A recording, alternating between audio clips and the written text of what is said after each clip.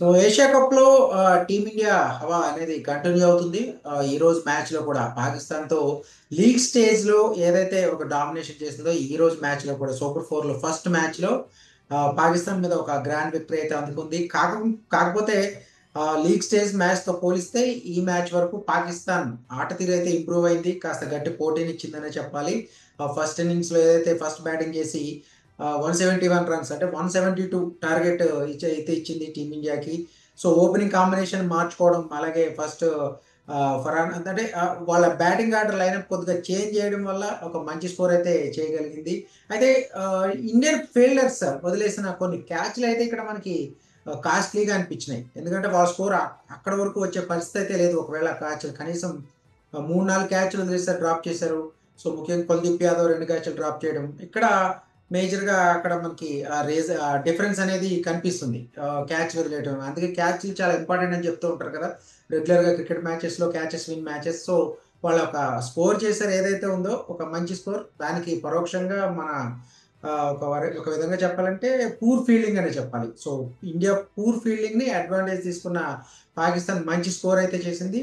అయితే Abhishek Sharma and Shubman Gill opening జోడీ ఈ సీజన్‌లో ఏదైతే ఈ సీరీస్‌కి సంబంధించి, ఈ టోర్నమెంట్‌కి సంబంధించి గిల్ ఇప్పటివరకు తన స్థాయి ఆటతీరును చూపించలేదు. కానీ పాకిస్తాన్‌తో మ్యాచ్‌లో మాత్రం అదరగొట్టాడని చెప్పాలి.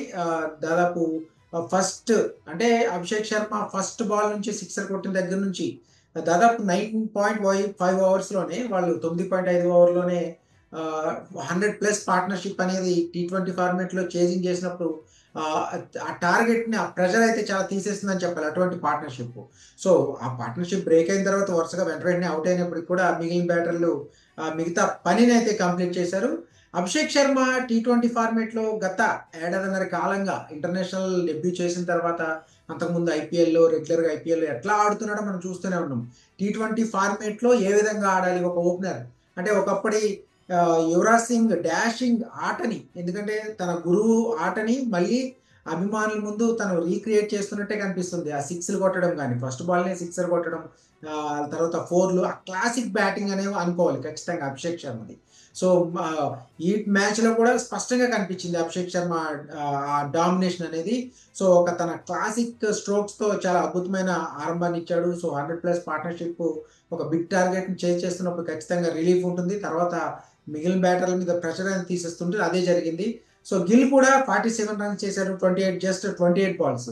So, Abhishek Sharma 74 runs. అతను ఆడిన ఇన్నింగ్స్‌లో చూసుకుంటే గనక ఏ బౌలర్‌ని అంటే పాకిస్తాన్ బౌలింగ్‌ని ఒక ఆట ఆడుకున్నాడనే మనం చెప్పుకోవాల్సి ఉంటుంది. సో, మిగిలిన బ్యాటర్లు కూడా అంటే సూర్యకుమార్ యాదవ్ డకౌట్ అవ్వడం కాస్త అభిమానులకి నిరాశపరిచిందనే చెప్పుకోవాలి. ఎందుకంటే పాకిస్తాన్ మీద అంత రికార్డ్ బాగాలేదు. మొన్న లీగ్ స్టేజ్ మ్యాచ్‌లో తప్పితే అంతకుముందు కూడా పేలవమైన రికార్డ్ ఉంది. ఆ రికార్డ్ మెరుగుపరిచిన విధంగా ఆడతాడని అనుకున్నారు.